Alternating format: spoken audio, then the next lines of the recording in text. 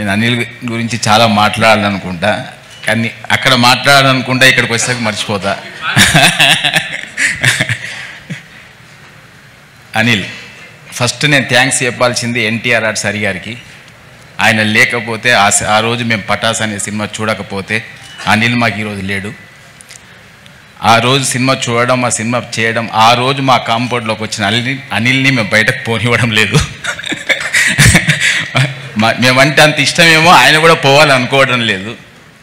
First ఆయనకు thanks చెప్పాలి. ఆయన లేకపోతే ఈరోజు యాజ్ అండ్ టుడే ఈరోజు మేము లేం. బికాస్ మాకు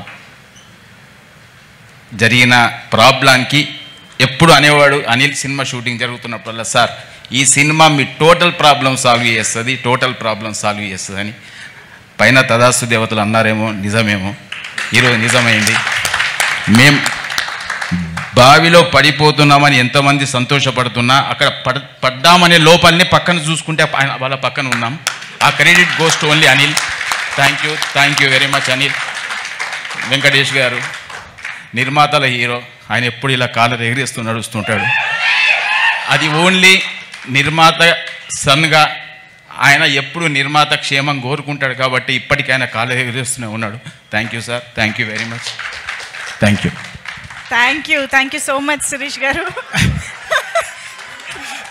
సో నెక్స్ట్ నుంచి నేను మాట్లాడడం తగ్గియాలి, శిరీష్ స్టార్ట్ చేయాలి. సో థ్యాంక్ యూ జీవి గారు. ప్రసాద్ ఐమాక్స్లో సినిమా చూసి కిందికి దిగుతుంటే F2 ఎంత చేసింది సార్ గ్రాస్ అని అడిగారు. 130, 140 ఏదో ఉందండి అని. ఇది 200+ సార్ అని మార్నింగ్ షో అవగానే చెప్పిన జీవి గారికి థ్యాంక్ యూ అండి. అంటే ఒక మీడియా పర్పస్ పాయింట్ ఆఫ్ వ్యూలో ఒక సినిమా చూసినప్పుడు ఇది 200 కోట్ల సినిమా అవుద్దని మొదటి షోకే చెప్పారు. Thank you. అది నిజం అవ్వబోతుంది. So thank you very much మీకు. Thank you so much Raju garu and Sirish గారు. నాకు యాక్చువల్లీ పెదరాయుడు సినిమాలో MS నారాయణ గారి డైలాగ్ గుర్తొస్తుంది. మేము ఇప్పటివరకు చూడని 2 విషయాలు అనిల్ గారి దయ వల్ల చూడగలిగాము.